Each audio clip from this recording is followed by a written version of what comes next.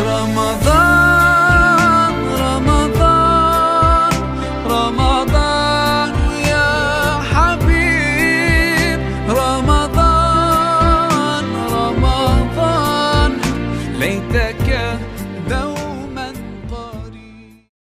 The mind is sinning. Because when you're asleep, the 7 gates of the heart are closed, but gates of the mind are still open. And all the information that you have in your mind, everything that you've been thinking about throughout the day, the moment your ruh travels to the spiritual world and your ruh begins to see reality, the moment your ruh sees everything which is true, reality, unseen world, what happens? The mind suddenly comes and begins to remind you of whatever filth is in the mind. And that is when the mind covers haqiqat. And this is what you have mixed dreams, false dreams, true dreams, Rabbani dreams, Rahmani dreams and Shaitani dreams. So if you purify your mind and you're asleep, then you will have true dreams. And that is what Kanzul Huda gives us, practical methods of purifying the mind. How do you purify your mind? And remember, Asufiyah say, if you purify your mind and you are still committing some sins, if you're asleep, your mind is pure, you will never have a false dream. All your dreams will be true. One reason why people forget dreams, people say, I have dreams but I forget them. If a person is sinful, he will forget his dreams. A lot of people boast about it.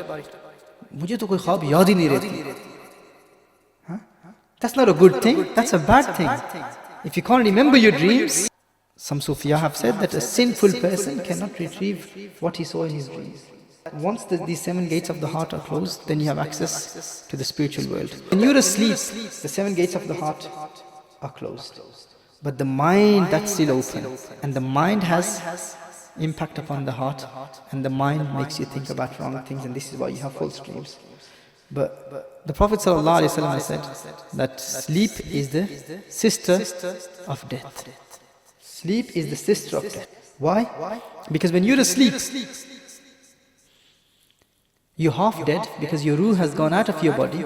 The only difference is when you wake up, then the ruh comes back. And the 7 gates of the heart are closed when you're asleep. But the mind is open. But do you know, the moment you die, the gate of the mind is also closed. And this is why, as soon as a person dies, whatever he sees then is reality. Yes, because the ruh is stuck in the cage of the body. And the moment the ruh leaves the body, the moment the ruh departs from the body, the ruh begins to see the reality of the universe. And this is why you see when some people are dying, their eyes remain open, wide open, because the eyes are actually looking at the ruh leaving the body. There remains a link between the ruh and the body. And the eyes are looking at, where will my ruh go? Will it go to the Illijeen or the Sijjeen? So, when the ruh leaves from the body, now what happens then? Now, the gates of the mind are closed. And the gates of the heart are also closed. He cannot sin with his mind and he cannot sin with his heart. And this is why the Prophet ﷺ said, when you're in your qabr, you know, in here, when I'm sitting here, if I look up, if you guys look up, can you see above the roof? You can't. You can't see what's happening above the roof. But why is it? When a person is in his qabr, the hadith in Sahih al-Bukhari, when he's in his qabr, and the angels, they ask the questions, once he's answered the questions, then from his qabr, he has access to the gates of Jahannam and Jannat. He looks up, and from the roof of his qabr, he can see through the 7 heavens, and he can see Jahannam and he can see Jannah. Is that possible when your ruh is in your body? Can you see all of that when your ruh is in your body? You can't. But when the ruh leaves the body, you can see from qabr, you can see Jannah, you can see Jahannam. That means the knowledge actually increases. This is the hadith of Sahih al-Bukhari. The knowledge increases when the ruh leaves the body. Your hearing ability increases. Your observation, seeing, all of that increases. And then people say that do not ask the dead people to make dua for you. Why they are dead? Do you see? When we ask Khaja Garib Nawaz to make dua for us, now when his ruh was in his body, he had so much spiritual knowledge that if he was in Ajmer Sharif, he could hear Baba Fariduddin Ganj Shakar Rahimahullah calling upon him from Pak Patan Sharif. That is when his ruh is in his body. And when the ruh departs from the body, when the ruh leaves from the body, the knowledge increases and people think the knowledge decreases. Death is not that the ruh dies. Death is the separation of the ruh from the body. And when the ruh separates from the body, the knowledge of the ruh increases. So don't you say it decreases, don't call upon people when once they've passed away. We don't worship them, we ask them to make du'as for us. And as far as the hearing ability is concerned, that is actually increased. It doesn't decrease. This is death, this is maut. And what does maut do to you? It destroys all the desires. Yes? Maut is a destroyer of all desires, meaning the gates of the heart are closed and the gates of the mind are also closed. Do you see that? The gates of the heart are closed and the gates of the mind are also closed. And what does that? Maut does that. But what if a person kills all his desires before death? Mutu qabla an tamutu. Die before dying. What happens then? The hadith in Sahih Bukhari. And the most amazing thing in this hadith is that 5 gates from these 7 gates. What happens to those 5 gates? These are the 5 gates that are mentioned in the hadith of Sahih Bukhari. The 5 gates from those 7 gates are mentioned. Meaning, when you close these 7 gates in dunya, do you see? One is death, maut. We know that with maut you're forced. Now you can't sin. But if you control your desires when you're alive, meaning when you kill yourself before dying, when you kill your desires before dying, mutu qabla an tamutu, die before maut. Wah maut, muhibban wali. Which mahabbatan marna, maran wala jad aape razi, Israel ki karna. The one who is dying, he's happy to die. Why? He's already killed his desires. He's already killed his desires. So what happens then? Once you have killed your desires, when you're alive, then something spiritual happens to you. The Prophet ﷺ mentions that in a hadith of Sahih al-Bukhari. An Abi Hurayrah radiyallahu ta'ala anhu. Sayyidina Abu Hurayrah radiyallahu ta'ala anhu narrates this. إن الله قال من عاد لي وليا فقد آذنته بالحرب. The Prophet ﷺ says that Allah Jalla wa'ala said, whoever has enmity against my wali, فقد آذنته بالحرب, then I proclaim a war against him. Allah Jalla wa'ala says that I am in war against him. فقد آذنته بالحرب. Allah Jalla wa'ala will wage war against him, the one who has enmity against a waliullah. And then the Prophet ﷺ mentions what Allah Jalla wa'ala says. This is a hadith Qudsi. Man aadali waliyan faqad azantuhu bil harb. And then Allah Jalla wa'ala mentions certain qualities of a wali. How did he attain wilaya? How did he become such a great wali?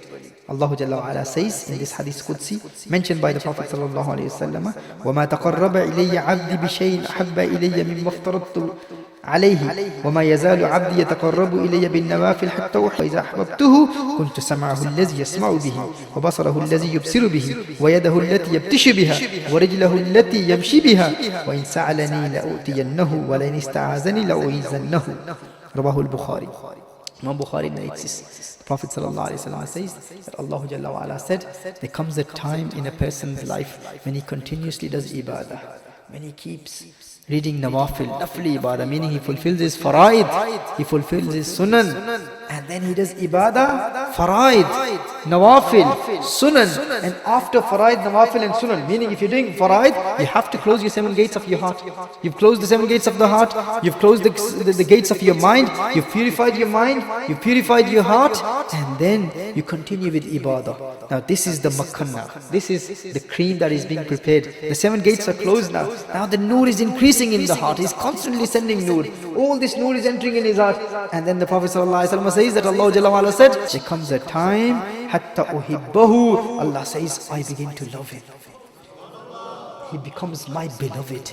He becomes the beloved of Allah. فَإِذَا أَحْبَبْتُهُ. And Allah says, the moment I have love for him, the moment he becomes my beloved, something happens to him.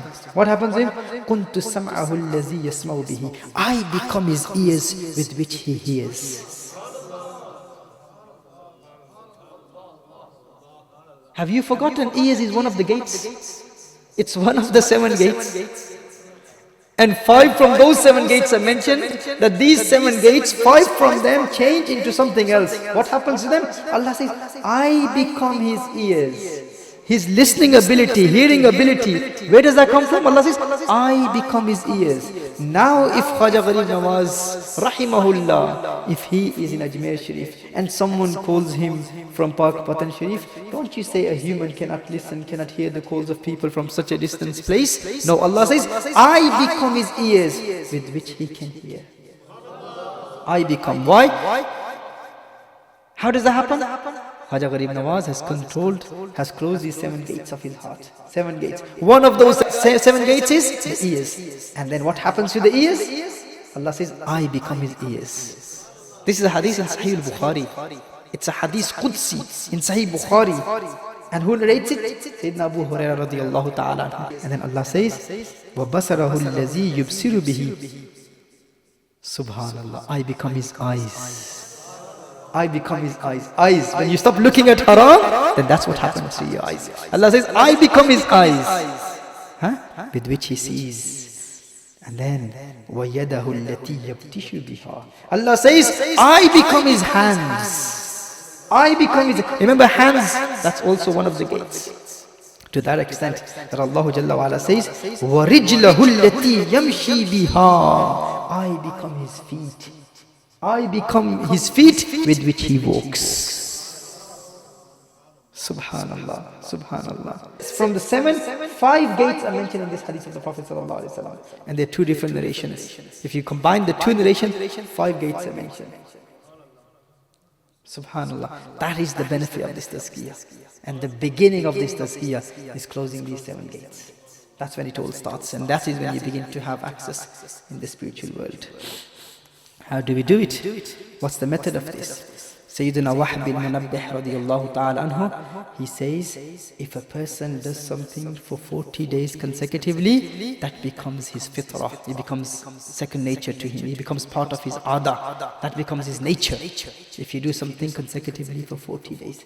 This is why in Kanzul Huda, we work on these 7 gates for 40 days, and each gate we strive for 40 days. On each gate, the eyes for 40 days, the ears for 40 days, the tongue for 40 days. Because you remember, a lot of people, they make tawbah. They say, you make tawbah from all the sins. From now on, I will never sin. From this day forth, I will never sin again. Oh Allah, I make a promise with you. I will never sin with my eyes, with my ears, with my hands, with my feet, with my tongue, with my stomach, with my private parts. I will never sin. And then people end up sinning. That happens to a lot of people.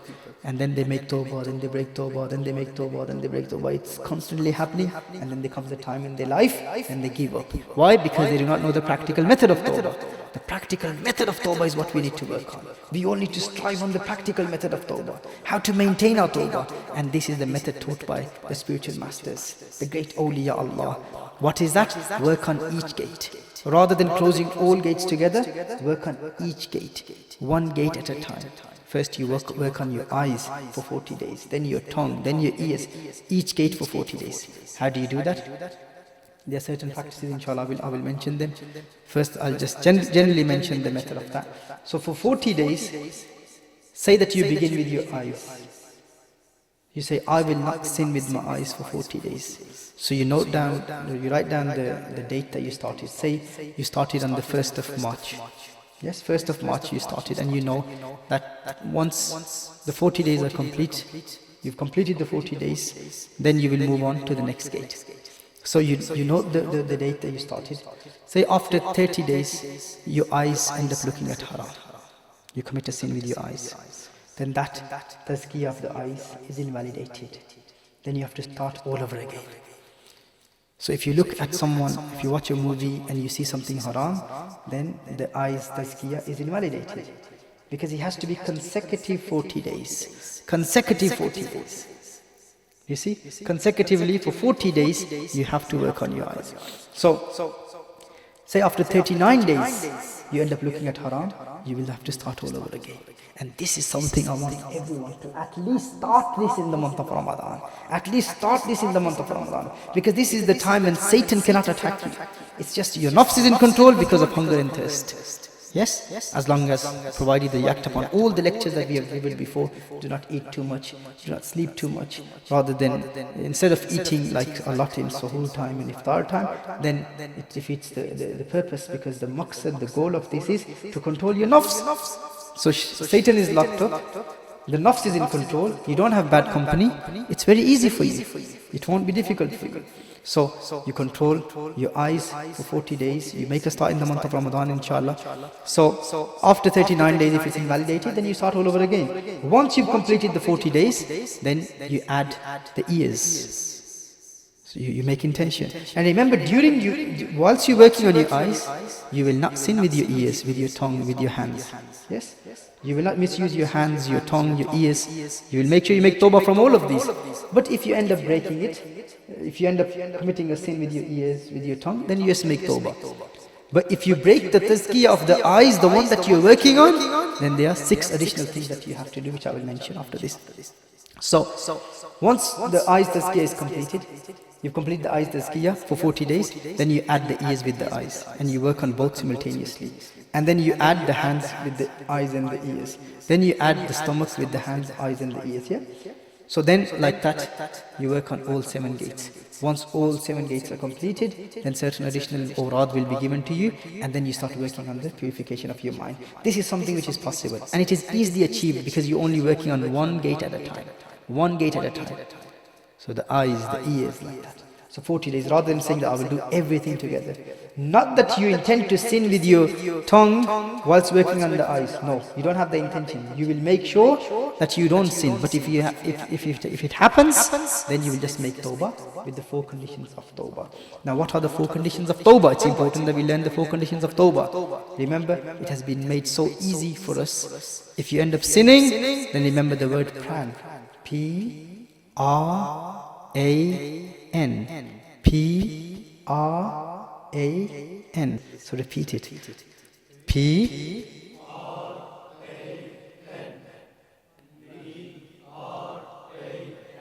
Ramzan Ramzan Ramzan يا حبيب. Brothers and sisters in Islam, before today's wazifa is given, today's litany is given, I would like to answer a question that was raised the other day. A brother said that when he's at his workplace, a lot of people, a lot of his work colleagues, they eat in front of him, and that makes it difficult for him to fast. When there are people eating and then you're the only one who's fasting, it's difficult. For that person, remember, it's not difficult, as I said before in many of my lectures, yuridullahu bikum al-yusra wa la yuridu bikum al-usra. Allah wants it to be easy for you. He doesn't want to make things difficult for you. So it's easy. And fasting is difficult for the one who fasts without the intention of attaining taqwa. If your intention is to attain taqwa, then it will become easy. And if your intention is to attain Allah's fear and the true love of Allah Jalla wa Ala, then it will all be easy for you. And then if that is your motive, if that is your ultimate goal, then you will benefit from this narration. According to one narration, if you are fasting and there is someone else eating next to you, for the time that that person is eating with you, Allah Jalla wa Ala sends His angels. And the angels, they send blessings upon the person who is fasting until the person stops eating. Just imagine the reward of this. Just imagine the benefit of this. So anytime in the future, if you're at your workplace and you're fasting and there are people eating and you are sitting with them, now you will never be demotivated. You will be thinking that the angels of Allah Jalla wa Ala are descending from the heavens and they are making dua for you for the time that that person eats. And when he stops eating, then the angel will go. So you would want to sit with the people who are eating. You wouldn't be demotivated, and you will be blessed with the du'as, the prayers of the angels of Allah Jalla wa Ala.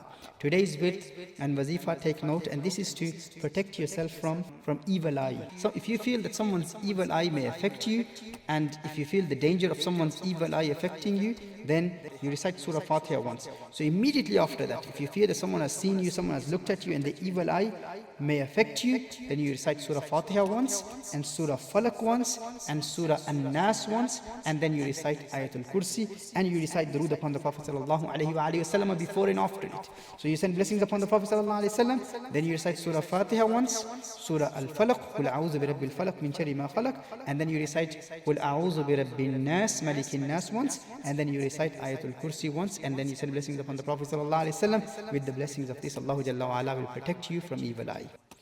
صلی اللہ علیہ محمد النبی الامی وعلی آلہ وصحبہ وبارک وسلم وصلی علیہ.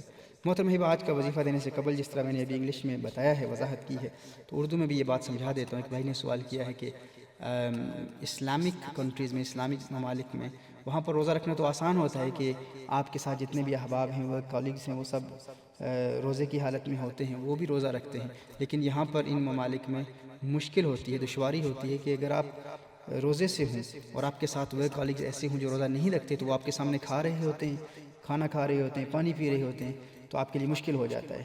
تو جسے یہ دشواری پیش آئے، وہ آج حضور اکرم صلی اللہ علیہ وآلہ وسلم کی ایک حدیث سن لیں، انشاءاللہ تعالی یہ مشکل ختم ہو جائے گی. اور یہ بھی یاد رکھیں کہ اکثر روزے کے حوالے سے وہیں لوگ مون کرتے ہیں، کرٹیسائز کرتے ہیں، کمپلین کرتے ہیں جن کا گول تقوی نہیں ہوتا. اگر آپ کا الٹیمیٹ گول روزے کے ذریعے تقوی حاصل کرنا ہے تو آپ کو کوئی دشواری نہیں ہوگی. کیونکہ اگر آپ کا گول اللہ کی رضا حاصل کرنا ہے، اللہ کا قرب حاصل کرنا ہے، تو آپ اس پیاس اور بھوک کو انجوائے کرتے ہیں، آپ اس سے لطف اٹھاتے ہیں، آپ کو مزہ آتا ہے. جب آپ اس پریشانی سے، اس تکلیف سے گزر رہے ہوتے ہیں، اس بھوک اور پیاس سے، تو آپ کو اس کے ذریعے اللہ کا قرب مل رہا ہوتا ہے، تو انسان اس کو انجوائے کرتا ہے. لیکن اگر آپ کا مقصد اللہ کا قرب حاصل کرنا یا حقیقی خوف اور ڈر حاصل کرنا نہیں ہے، تو پھر آپ کو دشواری ہوگی. آپ بار بار وقت دیکھ رہے ہوں گے کب افطار کا وقت ہوگا، کب کھانا اور پانی ملے گا.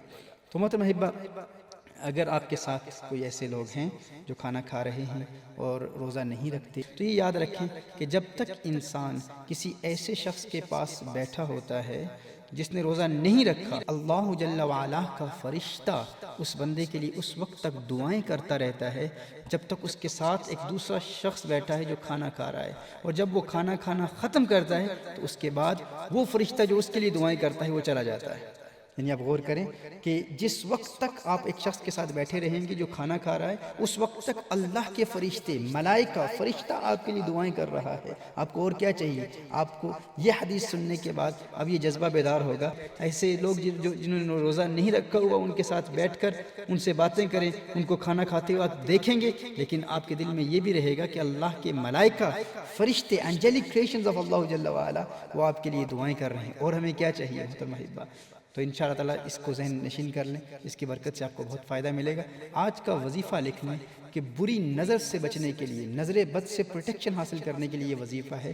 اگر آپ کو کسی نے دیکھا اور آپ محسوس کرتے ہیں کہ آپ کو فلاں شخص کی نظر لگنے کا امکان ہے، اس کی نظر لگ جائے گی، تو نظر بد سے بچنے کے لیے، بری نظر سے بچنے کے لیے، ایول آئی سے بچنے کے لیے آپ فوری طور پر درود شریف پڑھیں اور ایک مرتبہ سورہ فاتحہ پڑھیں، ایک مرتبہ سورہ فلق پڑھیں، ایک مرتبہ سورہ الناس پڑھیں، ایک مرتبہ آیت الکرسی پڑھیں، پھر درود شریف پڑھ لیں. تو اس کی برکت سے انشاءاللہ تعالیٰ آپ کو پروٹیکشن ملے گی، نظر بد سے، بری نظر سے آپ محفوظ رہیں گے. جب بھی یہ خطرہ لاحق ہو، فوری طور پر ایک مرتبہ سورہ فاتحہ، اول درود شریف، سورہ فاتحہ، سورہ فلق، سورہ ناس، اور پھر آیت الکرسی، اور اس کے بعد پھر آپ درود شریف پڑھیں. انشاءاللہ اس کی برکت سے اللہ جل وعلا آپ کو نظر بد سے محفوظ رکھے گا.